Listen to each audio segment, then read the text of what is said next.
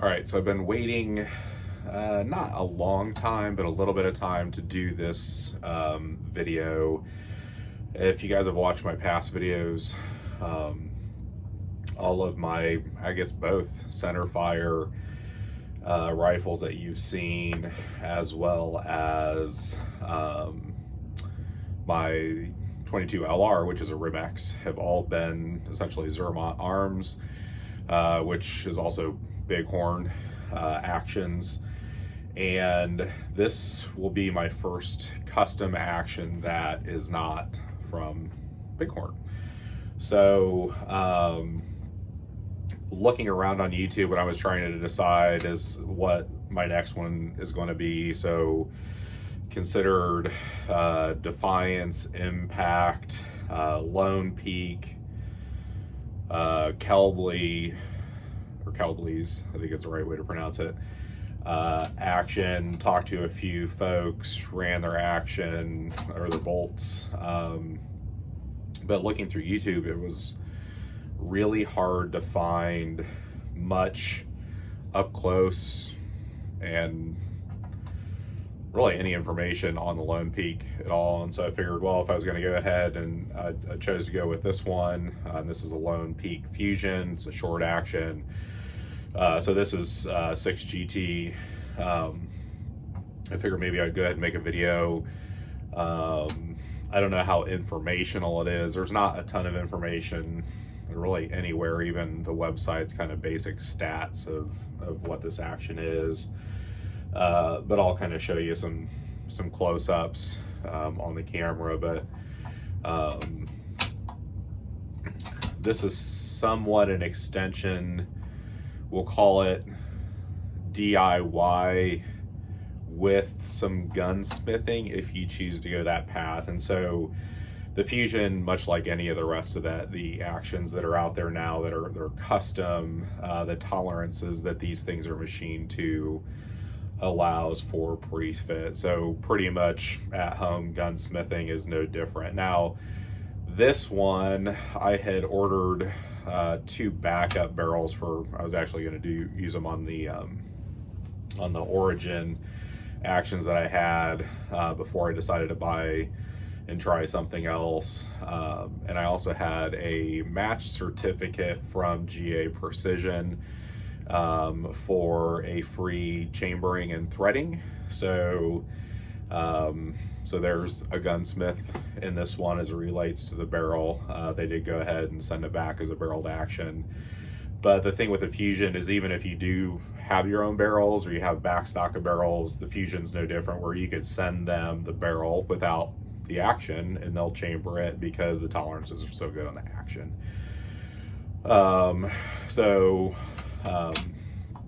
I did send them the action on this. They did say and confirm that if I ever wanted them to spin up another barrel, I wouldn't have to send the action in. They just do it. I just have to tell them what specs. And on this barrel, this one does have 120 thousandths of free bore in it, which is what I believe George recommends, George Gardner recommends for the GT.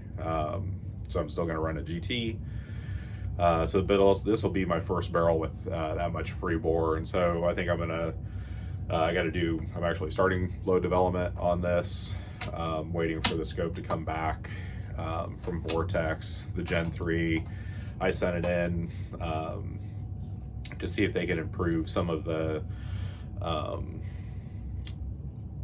how much pressure it takes to turn both the elevation and the windage turret. But we'll talk about that when I get that scope back, probably here in a week or so.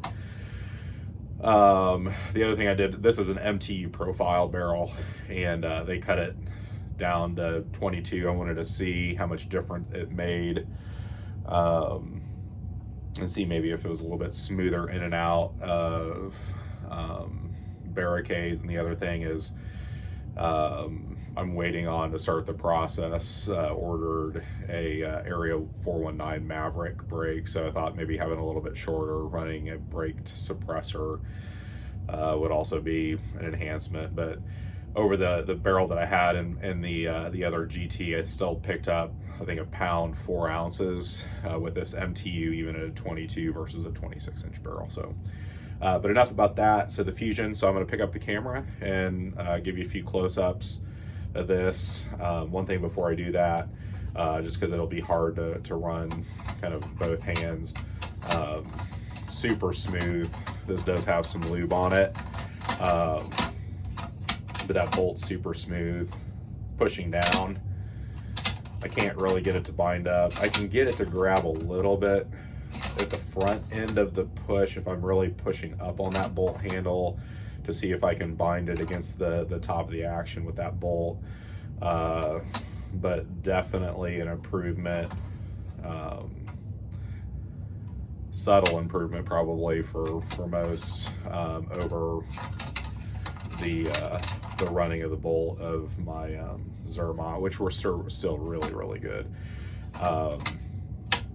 You also know because of the extractor, and you'll feel it more once you have a round chambered in here, is pushing over that extractor, because this is different for me. So all of the Zermatt that I had were controlled feed. This is a push feed, and I'll show you that bolt difference, and maybe I'll pull a bolt out of the other action so you guys can see the difference on that too. So, all right, so we'll start on the off side of the action. Give you guys some close-ups, but you can see it's the Fuzion integrated, so one piece rail. It also has an integrated bolt lug. You guys can't see that. I probably should have done this video before I dumped it in the action, but I'm not gonna take it out now. You do have a very pronounced bolt relief, or bolt release here, so easy to push down, pull the bolt out. Everything here's super well milled, well done. One of my buddies, while I'm looking at it, and don't forget, kind of see it a little bit there, he gave me a heads up when he had ordered his first Lone Peak. He said, "Hey, what trigger are you running?" And I'm running a Trigger Tech Diamond in this one. And he said, "You might have to call them and they may send you a few extra things to adjust the Trigger Tech Diamond to this action." I know some other companies have specific hangers for what triggers you use here, because there's a connection point between the sears and a very specific height and how that trigger sets in that action. I don't know if they made changes. That's not the case. There's FYI, there's no ammo in this thing, but it fires really well. No issue with connection there. So that, I don't know if they've changed some of that, but I know Trigger Tech's pretty dominant as far as the PRS game goes, triggers nowadays. So that's all worked out, so I don't need to do anything different with that. While we're here on this side, I'll show you the bolt, and I did pull a bolt out, but so this bolt, so both the bolt and the action, they are hardened. So you have a hardened bolt, hardened stainless steel action. You can see everything's been nitrided, so that also helps why it's super smooth. The only thing I did see in the nitride finish, and I don't know if it's even an issue, but it looks like there's a little discoloration there, but we'll see if that has any issue with anything as it relates to protection of the stainless steel, but I doubt it.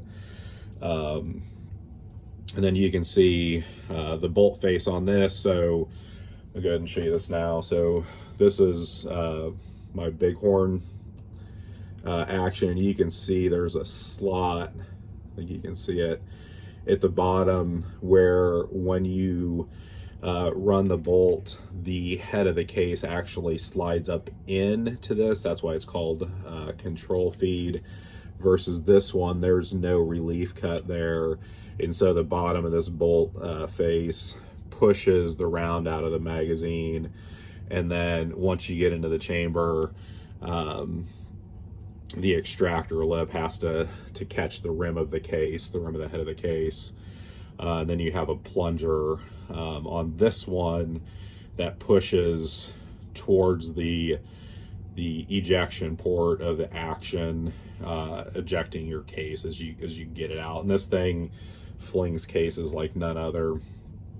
This one, with the control round feed and how Zermatt has done it, they actually have a thing that slides through this slot here, and it has a mechanical extraction. So it's a little bit different. You always get the same amount of extraction pressure on this with the M16 extractor, where this one, if you run it slower, the case doesn't eject as far or as hard. If you run it fast, and you can see how far you can throw it with the mechanical ejector. And so just the difference in the two styles of heads there. So, and then you can also see too, so the fluting difference, and I think this probably helps with that feeling of lubricity. These have a lot more relief cut and smaller surface area through the bolt body, where the Zermatt has small relief cuts to take care of debris and a lot more surface area that could interact with the action itself. So with that, I'm gonna, let's see, I guess the last thing, I kind of talked about the cam over. You can kind of also get an idea of the side. The bolt knob's real healthy, and they've done something to ease these milled edges here as well. So there's no sharp edges on this. I haven't tried to do it, but this is also threaded. So if you need to change the bolt handle out or the bolt knob out, you can change it to really whatever you want. I guess one last thing while I have this here before we flip it out. So this is one last contrast for me that I had a little bit different, is how the bolt breaks down. This is more like a traditional 700, where you have to spin this off to get to access and maintain the firing pin.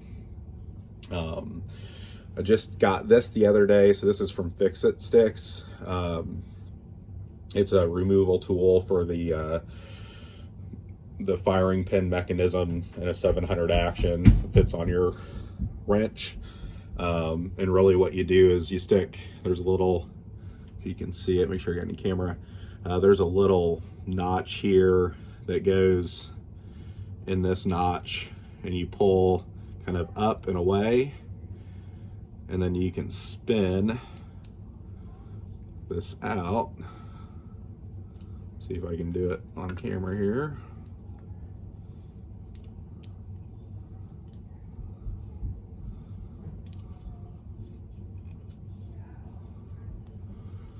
Hopefully this doesn't look horribly clumsy on camera.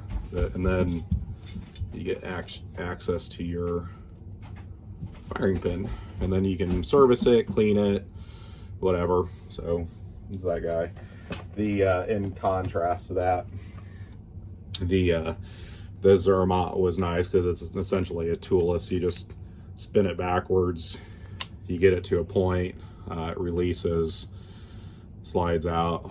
The reason you want to clean stuff is there gets to be, you know, if you can see it, some gunk on the firing pin. So to clean that off, let's see, get it back in the slot, push it down, turn it until it hits the notch. I don't even know if I had any of that in camera. So a little bit different in servicing the two bolts. So let me flip this guy around. We'll talk about the other ejection side. All right, so went ahead and flipped this around. I did put back on the scope mount, just so you have an idea. There's always some questions, you know, how does it eject, and will I have any issues with, you know, cases hitting the scope mount or not. So just so you guys know, this is a dummy round, a control round. There's no primer or powder or anything in it. I did this last night when after I got done measuring the lands in the chamber here, and also making sure, checking cycle, since it's a new action to me.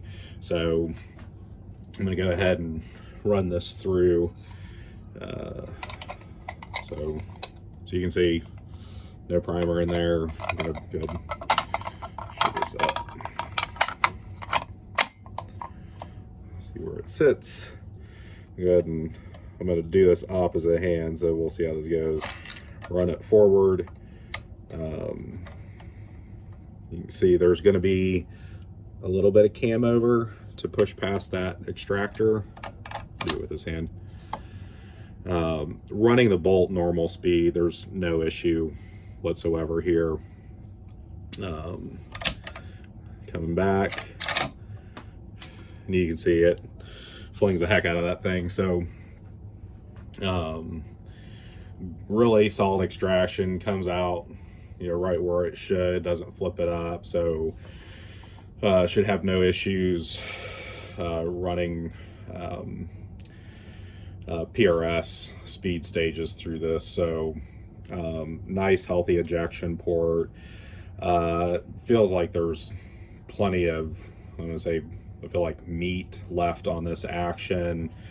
I did pull it off and check it. So a lot of the 700s have kind of this rounded, or 700 pattern have this rounded, I'm gonna say, more barrel of the action. These have some, I don't know what you want to call them, ridges or facets on this. And the reason I did check it is being that there's a little bit of gap to the chassis interface, but I pulled it back off and made sure everything was grounding in the action, or in the chassis where it should be. No problem with that. Locks up really well.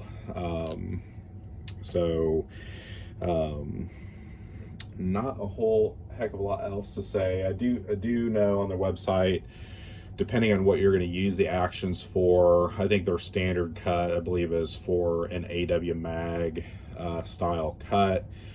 You can get them cut for BDLs, Wyatt kits, if you're going to run like some type of, say, PRC round through it, where you're going to do some type of Hawkins BDL drop plate, hinge plate setup. So, but you'd have to order that directly from them. You can get this from online retailers. There's a bunch of different people that carry this action. I did call just because there was no available actions. I think I called somewhere after the first of the year, like February, and he said, yeah, we'll put one on order. We're supposed to have a run done. I think it was like March, or maybe late March.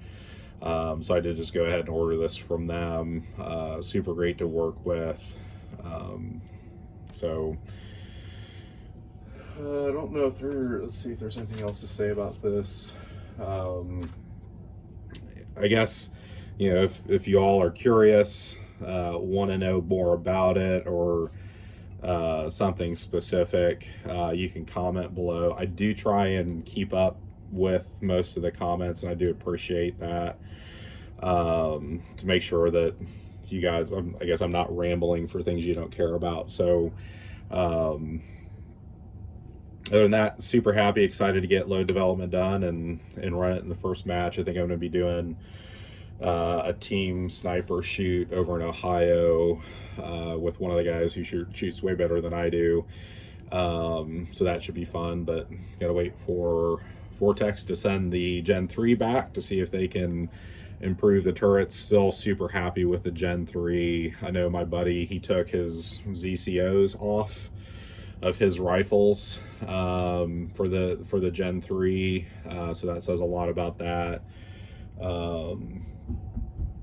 So I guess if you have questions, comment below, and hopefully people that are looking for a little bit more information or sexy gun videos about Lone Peak Fuzion actions, hopefully this does it for you.